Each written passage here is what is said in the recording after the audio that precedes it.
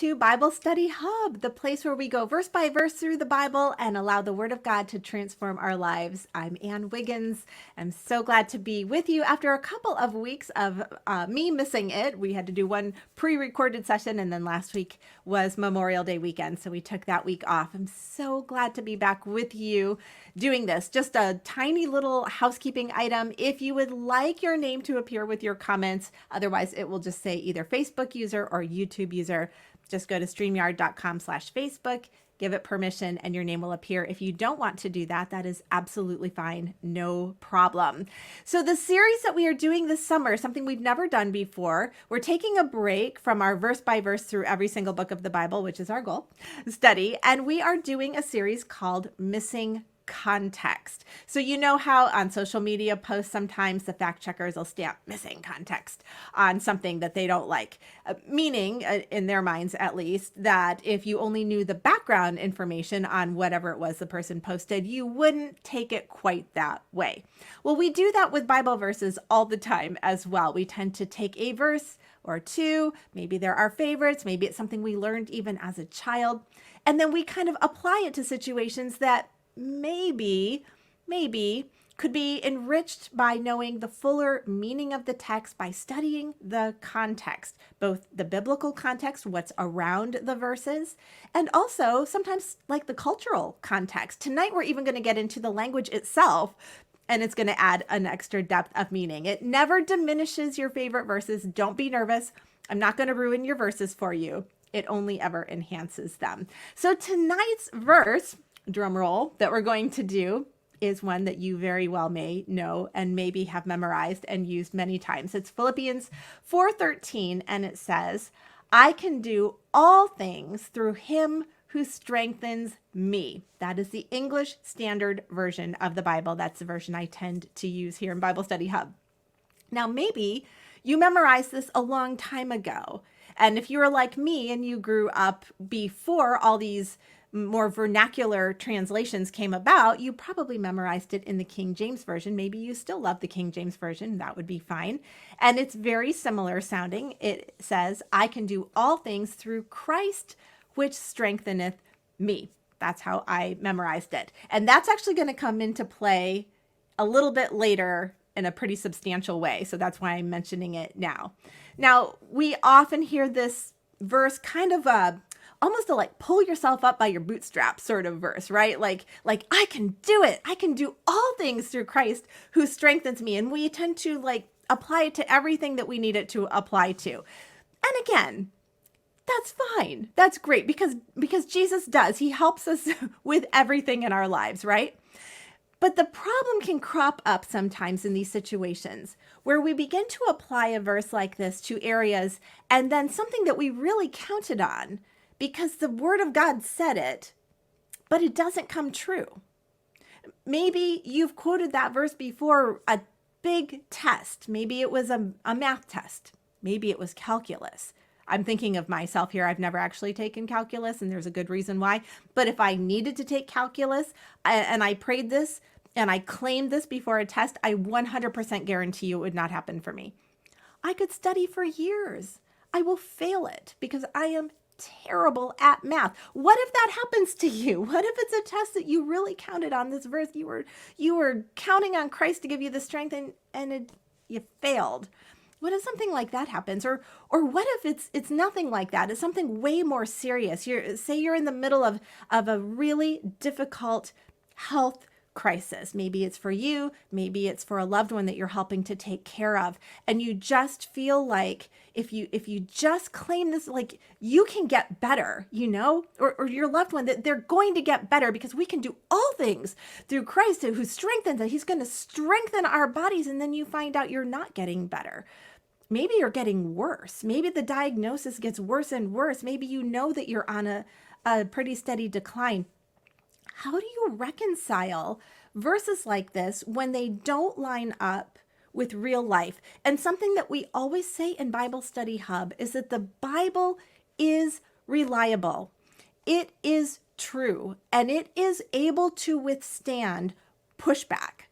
In other words, I want us to be honest, and I want us to be able to bring those hard questions and say, What do I do with that when the verse I'm claiming that looks like a promise on the pages of scripture doesn't happen in my life, and it doesn't happen on multiple occasions? Is the Bible just not relevant? Is it only true in some places, or is there something I'm not quite understanding and missing?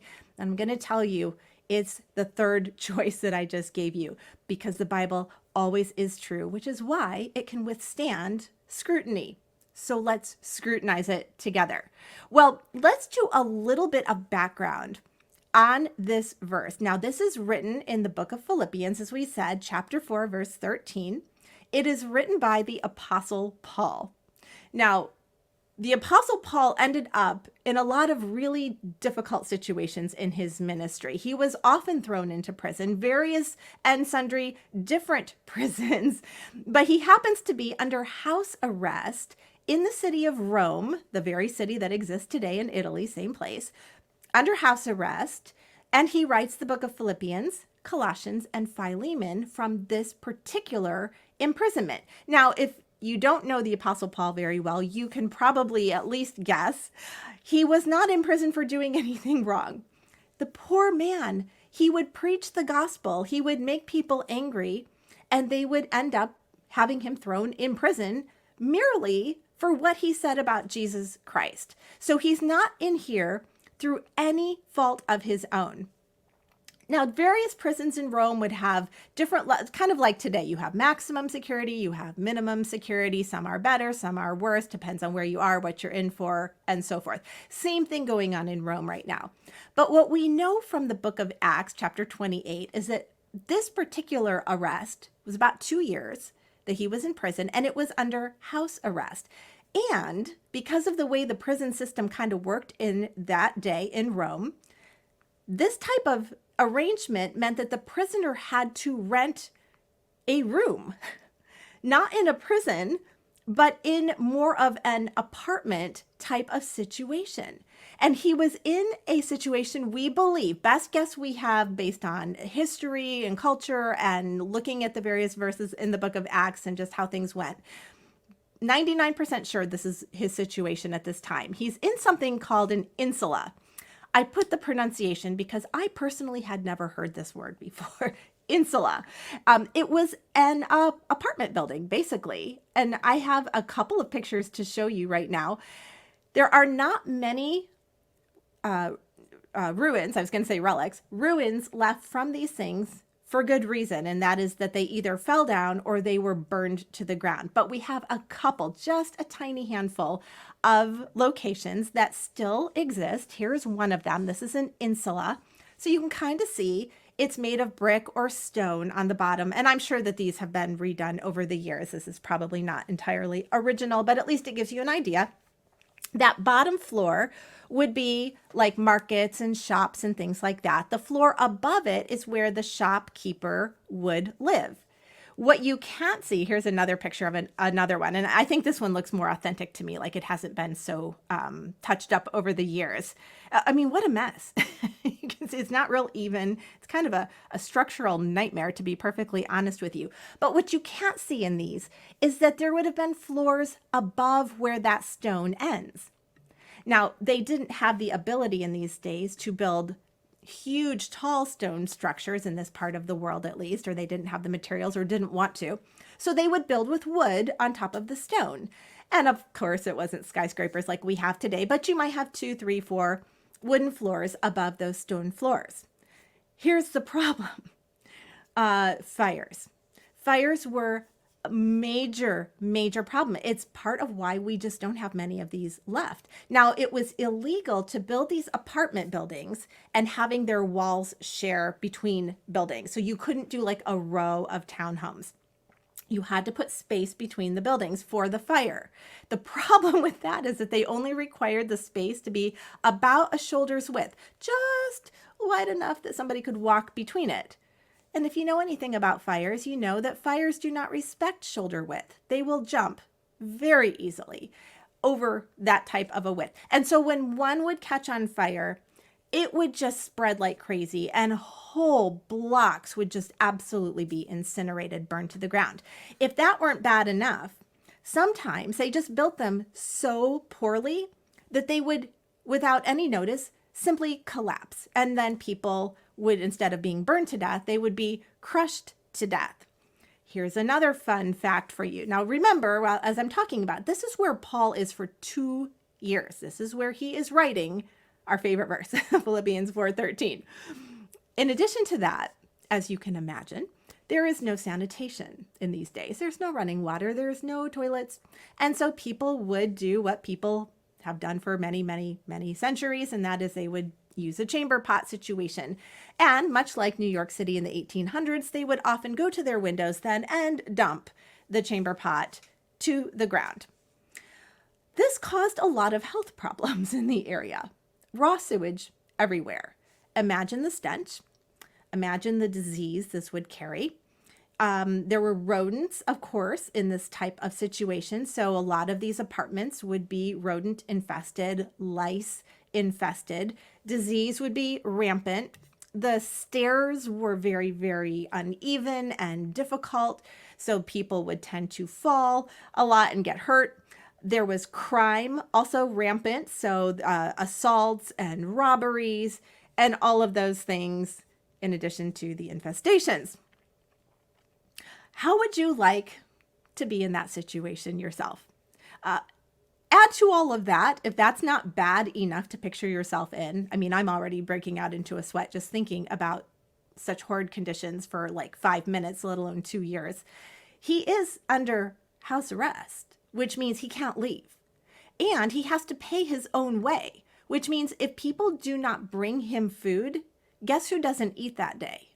Yeah, Paul doesn't, because he can't work and he can't leave.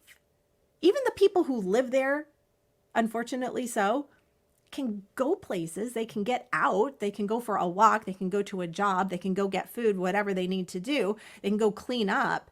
He can't leave. He's chained to this room. Now, we're told that visitors can come to him, as I said, so they're bringing him food and possibly a change of clothing. They're paying his rent, things like this. If he can't pay his rent, I assume he goes to a far worse prison than he is in right now. So that's his current situation. To make this just a little bit worse, though, think back to his life when we studied it in the book of Acts. He was born into, we believe, a very wealthy situation. And we say that because he was born a Roman citizen. Now, his parents were Jewish. They would not have been automatically Roman citizens. They would have had to buy their citizenship at high cost. And then because they were Roman citizens, he would have been born a Roman citizen himself. So somebody along the way paid a whole lot of money for this. Then on top of that, he had received the best education ever. The top schools, the top teachers, the top tier training, which also indicates that he was very well off. So think about his situation here. He's born and raised in the lap of luxury, given all the best things. He comes to know Christ as his Savior and is like straight down from there. I mean, what happened with God has a wonderful plan for your life? I wonder if he ever wondered that himself. Like, it used to be better before I knew Christ as far as physical needs being met goes. And yet, here he is. He's in prison. He didn't do anything wrong. And he's writing to this church in Philippi who is helping him out. So now that we have that background, that's really important to kind of have that in your minds. I'd like to picture things myself. Let's back up a few verses from our favorite verse to Philippians 4, verses 10, and we'll go through verse 14. So here we are. It says in verse 10, I rejoiced in the Lord greatly that now at length you have revived your concern for me. You were indeed concerned for me, but you had no opportunity. Okay, stop right there. This just about makes me burst into tears. He's saying, I am so happy. He says, I'm praising the Lord that now, after all this time, you finally have the opportunity to help me like you want to, which means they haven't been helping him before. Now, it's not really their fault. In fact, he says that you were concerned for me, but you weren't able to help. You might be wondering, well, why is that? Well, first of all, Philippi and Rome are really, really, really far away. It's not like a stone's throw. That would be days' journey in arduous territory to get from one place to another. But the other problem is these insulas, these apartments all over Rome, they were all over Rome. I mean, they were everywhere. It would be the equivalent, really, of like going to New York City to visit a friend that you have no idea which building they live in and just hoping maybe you'll run across them. Like, what are the chances that you will ever find them? Now, we have internet to help us, but picture without the internet. They can't find this guy. They think he's there. They've heard rumors of it. They can't verify it. They think he's one of these insulas. There's 1,000,001 of these things. And he can't come out, so they're not going to find him on the street. So what do? Go door to door? I don't know.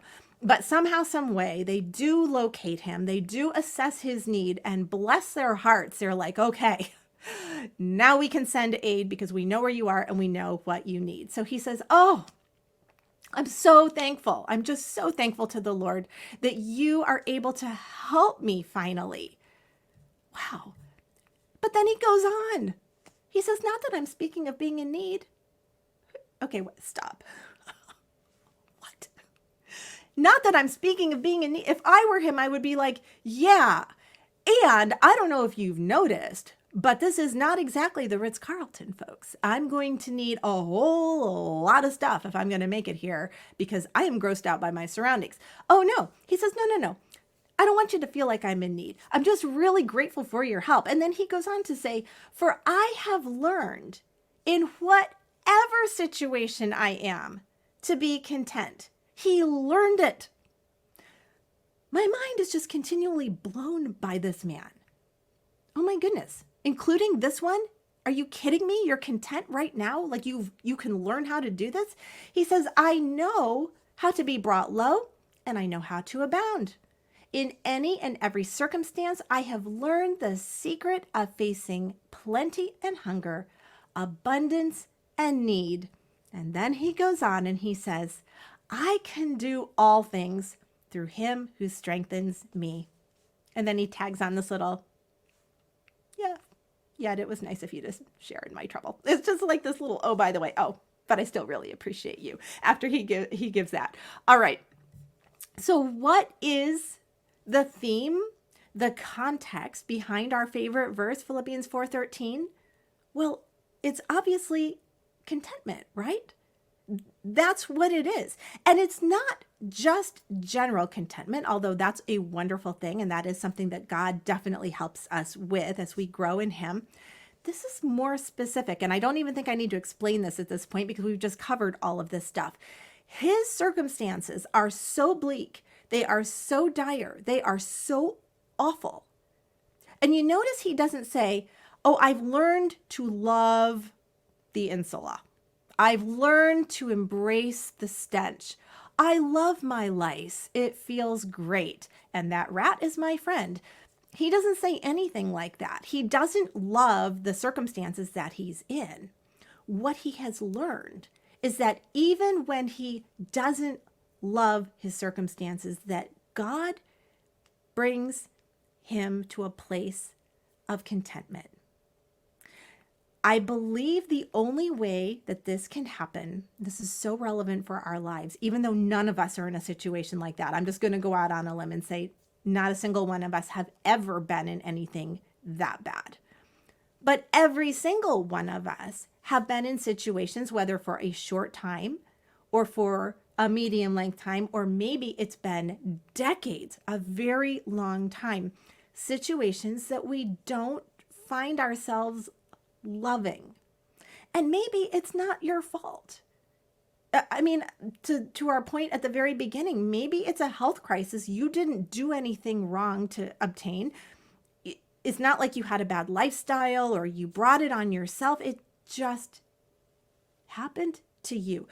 Maybe you've lost a loved one, and every single moment of every single day of your life, there is a void with that person gone, and you don't love this stage of your life that much. It's been really, really hard. How do we tap into this idea in Philippians 4:13 that we can do all things through Christ, through him who strengthens us. And I believe that that contentment that he's talking about there, and it is very specific, it is contentment, that's the context, that can only come when we rest in the sovereignty of God. There's no way around it. That's the only way we get to a place of contentment, is to sit back, and it's okay to say, Lord, I don't love this. I'm not loving my health crisis, Lord. Those have been really tough. Lord, I am not loving every day missing my partner or missing my mother, my child, or, whoever it is that has gone to be with the Lord. I don't love that part of my life. Or maybe you had to move somewhere that you never wanted to live, and it's not as bad as Paul, but it's certainly not home, and you're homesick every single day. And you wake up and you go, Lord, I just miss home. It's okay to say that, but then to take it to that next step and say, however, I trust your sovereignty in my life. And I know you have this for a purpose and a reason in my life, and I accept that, and I will be content. If not in my circumstances, I will be content in your sovereignty. Just to take it a little tiny bit further, as I said at the beginning, this verse actually has some language considerations that we want to take into account as well. Remember when I read it from the King James and it says, I can do all things through Christ who strengtheneth me, but the ESV and the other more vernacular editions of the Bible that we have today, the translations that are with our current language, not quite so archaic as the poetic, but archaic as the King James, those say, I can do all things through him who strengthens me. So I see those two discrepancies and I go, I wonder what the original text says, because that's very interesting that one has the name Christ and one just says him. That's very specific. And so what I did is what many of you have learned to do. I go to the Interlinear Bible. You can find this on Bible Hub, not Bible Study Hub. It's completely a separate entity. I wish I had something to do with this amazing site. I don't. But BibleHub.com. And you can read every verse in its original language, Greek for the New Testament, Hebrew mostly, or possibly Aramaic for the Old Testament. And so you can tell exactly what it says. You don't even need translators. You can read it for yourself with as much original intent as possible. So I went over to do this, and I thought it was really fascinating, because I'll show you in just a second. What ended up happening is, because the King James, it's not a bad translation. It's fine. It's just a little bit off the mark, but everybody memorized that for so many years that the Bible translators, excuse me. Okay. Whew. So the Bible translators for the more current editions didn't want to make a huge change on it, because they didn't want to upset everybody. So they just kind of took it. They were like, well, the word Christ really isn't in there, so we'll put him in. We'll basically leave it intact. But let me show you, I highlighted it, took a little screenshot here, exactly what it does look like in the Greek, because to me, this is just amazing, and it enriches the passage so much. And it says this, you can read it. For all things, I have strength in the one strengthening me. That's what it literally says. You can see the Greek words above it. For all things, I have strength in the one strengthening me. Oh, I really love that, because the way that I've memorized it is more like, I can do all things, because of Jesus, but I can do it. I can pull myself up by my bootstraps, all things. That's really not what it's saying. What it's saying is, for all things, I have strength in the one strengthening me. There it is. For all things, I have strength. I'm memorizing this now. Like, this is my new favorite verse. This is like the IV, hooked up to your arm with God's unlimited strength flowing through you, and not for just any old random thing. I'll never be able to pass a calculus exam. It's not for that. It's in the area of contentment, no matter what my circumstances are. Because contentment is a choice. I may not be able to change a health situation. I may not be able to change a living situation. I may not be able to have control over family members that are upsetting. I can't do that stuff. But you know what I can do?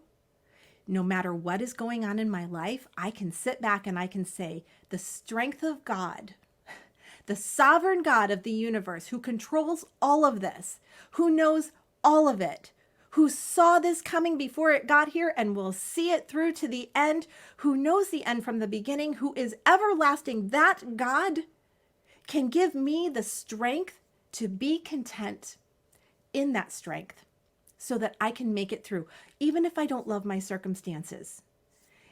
Isn't that incredible?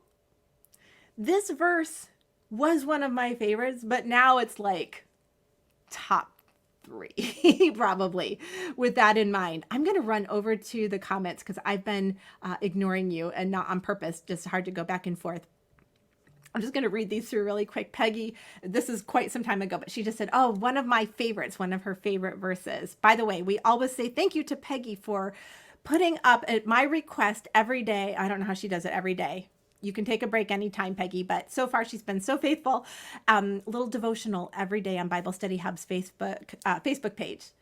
And they're wonderful. And I so appreciate that. We all do. So thank you for that. Yeah, Sue says one of my go-to verses. Gloria, we're happy to have you. And Robin, yeah, highlighting that Paul learned how to be content.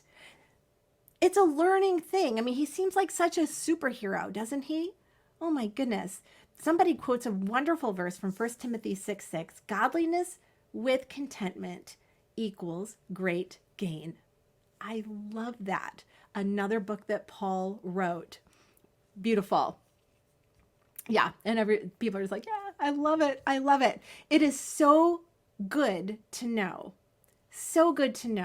that regardless of our circumstances, we find our strength in the strength giver. That strength giver gives us the contentment in his sovereignty to be able to sit back and rest and say, God, I may not be able to change my circumstances, but what I do understand and know and trust is that you are in control and you have my best interest at heart, and I will rest in that and I will be content in that. Hey, if Paul can do it in his situation, every single one of us has no excuse, right? We can all do it because Christ strengthens us. And that, my dear friends, is Philippians 4:13. This is what we're doing this summer. Next week, Lord willing, Monday night, 9 p.m. Eastern Time, we will be back with another favorite verse. We will take it apart. We will take a look at the context. We will look at language considerations and see if there's anything that we're missing. And we will walk away with an enriched, deeper, richer understanding of this incredible book that God gave us, His Word, that we live for and that changes our lives. Thank you so much for joining me. I'm so glad that you could be with me tonight. I love you all. I pray for you. And keep active here on Bible Study Hub, especially in our Facebook group, nicest group in all of Facebook land. If you're watching from YouTube and you're on Facebook, look up Bible Study Hub and join. You will not be disappointed. It is a wonderful group. All right, I gotta let you go. I love you all, and I will see you, Lord willing, next Monday night, 9 p.m. Eastern Time. Bye-bye.